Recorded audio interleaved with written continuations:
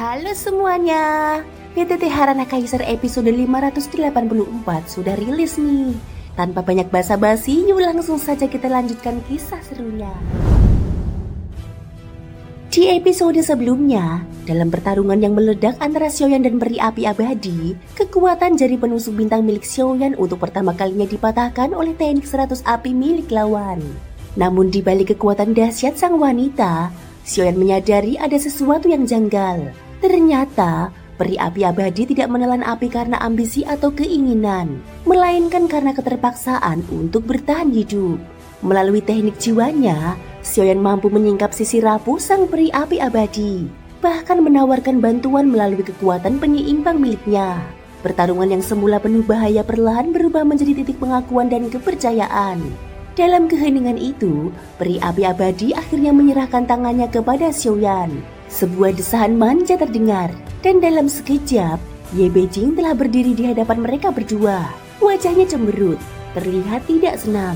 "Apa yang engkau lakukan? Mengapa kau memberikannya padanya, tapi tidak padaku?" Ye Beijing menatap Xiaoyan dengan tidak puas. Wajah kecilnya tampak mengembung. Ketika Xiaoyan hendak menarik kembali tangannya, baru saja sampai di pertengahan gerakan, tangannya langsung ditangkap oleh Ye Beijing. Ia memandang Xiaoyan tanpa menunjukkan reaksi berarti. Setelah 2 kali berdehem, Xiaoyan pun akhirnya berhasil menarik kembali tangannya.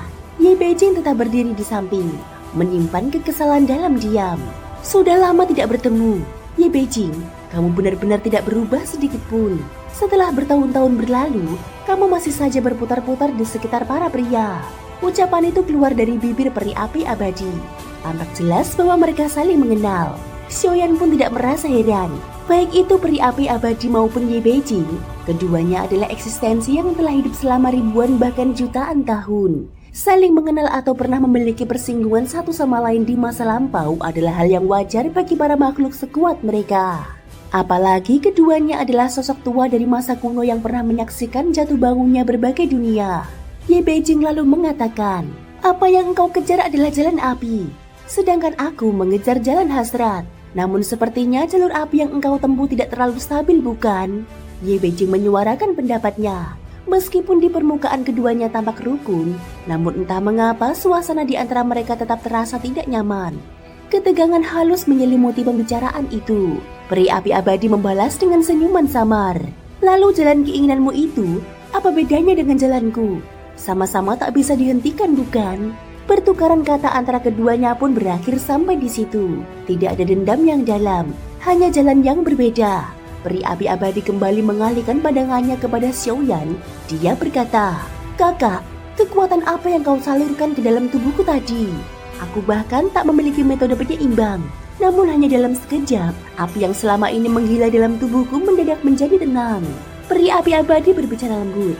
Tatapan matanya tertuju kepada Xiaoyan dengan penuh kekaguman. Namun itu bukan cinta, melainkan rasa hormat mendalam setelah penderitaan panjang. Xiaoyan bagai pil penyembuh yang mampu menghapus rasa sakit dalam sekejap. Meski hanya sementara, namun tetap memberi harapan. Xiaoyan pun bertanya dengan serius, "Kamu telah berjalan sejauh ini, mengapa masih enggan melepaskan? Mengapa kamu tidak mau melepaskan semua sumber api itu?" Meskipun peri api abadi memiliki ratusan inti sumber api yang diperoleh dari berbagai dunia dan dimensi, yang memberinya kekuatan luar biasa, namun itu juga menjadi penyebab utama dari rasa sakit tiada akhir. Ia memang berhasil menelan banyak api, tetapi semua itu bukan hasil dari pengakuan para nyala itu sendiri. Berbeda dengan teknik penyeimbang Xiaoyan, ia bukanlah orang yang bisa menelan 100 jenis inti api sekaligus seperti Xiaoyan. Keuntungan memang besar, tetapi kerugiannya pun demikian. Setelah mendengar pertanyaan tersebut, peri api abadi menjawab tanpa menunjukkan penyesalan sedikit pun.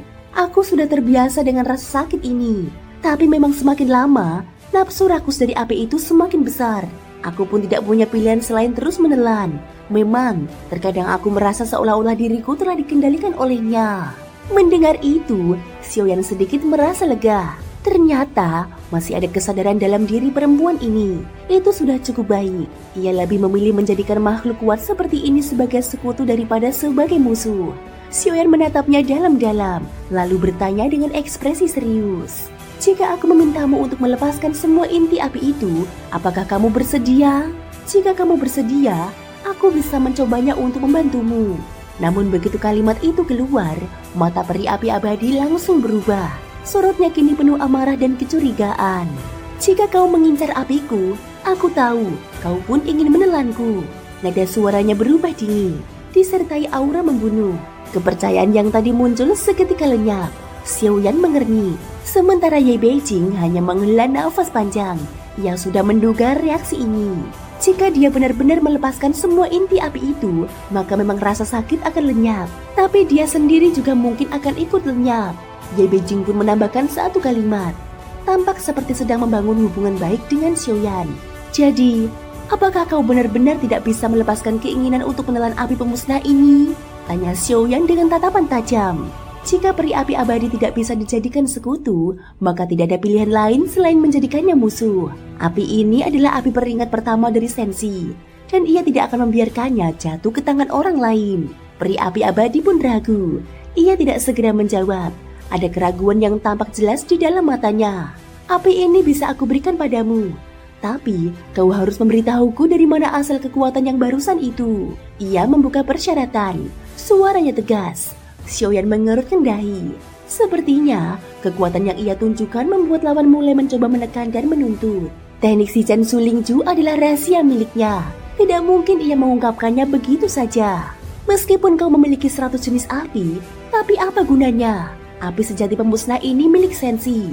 Kau tidak punya hak untuk mengatur atau memilikinya. Xiaoyan membentak dengan nada murka. Peri api abadi menyadari bahwa ucapannya barusan memang terlalu gegabah. Ia memang tidak ingin menyerahkan semua api, tetapi juga tidak mau menjadi musuh Xiaoyan. Jangan marah kakak, kalau memang tidak bisa, bagaimana jika setiap kali aku mencarimu, kau bisa mengirimkan kekuatan itu padaku sekali lagi?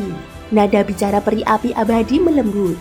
Mungkin ia belum sepenuhnya mengakui kekuatan Xiaoyan, namun kehadiran Ye Beijing membuatnya merasa waspada.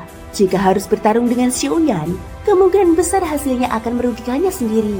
Apalagi identitas Xiaoyan bukanlah sesuatu yang bisa disepelekan. Xiaoyan lalu menjawab dengan tegas. Bisa saja, tapi kau harus membantuku terlebih dahulu mendapatkan api pemusnah ini. Setelah itu, segalanya bisa dibicarakan. Percakapan antara keduanya seolah terus berputar antara rasionalitas dan ketegangan.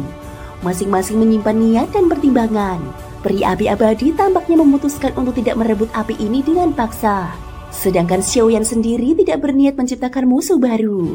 Karena saat barusan menyentuh tangan peri api abadi, ia merasakan pemahaman yang luar biasa tersembunyi di balik rasa sakit itu. Bahkan, pemahaman itu bisa menjadi pencerahan yang jauh lebih dalam dibandingkan ketika ia melakukan latihan ganda dengan Ye Beijing. Hanya dengan menyentuh tangan, ia bisa memperoleh pemahaman. Maka tidak ada gunanya menjadi musuh. Asalkan sang wanita tersebut bersedia berbagi api, Xiaoyan pun bersedia memberinya kekuatan dari teknik si Chen Sulingju untuk sementara waktu, agar tubuhnya merasa nyaman. Bagi peri api abadi, ini mungkin adalah harapan terakhirnya. Rasa sakitnya sudah menjadi bagian dari dirinya, seperti luka menganga yang tak pernah sembuh, terus-menerus berdarah dan menyiksa. Tapi Xiaoyan mampu memberinya waktu penyembuhan singkat. Walaupun tidak lama, itu sudah cukup sebagai bentuk kelegaan. Ia tidak perlu mengorbankan semua api miliknya. Sebuah jalan tengah yang sempurna. Setelah mendapatkan persetujuan dari Xiaoyan, peri api abadi pun membuka mulutnya sedikit. Seketika itu juga, 1000 benih api pemusnah keluar dari mulutnya.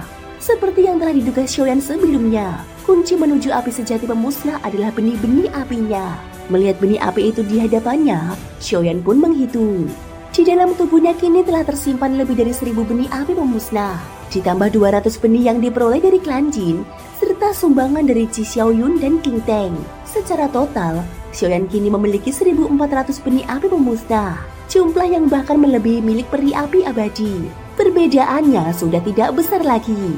Tanpa ragu, Xiaoyan memutahkan semua api pemusnah dari tubuhnya, ditambah dengan milik peri api abadi. Semua api itu berkumpul di dalam tungku asal api.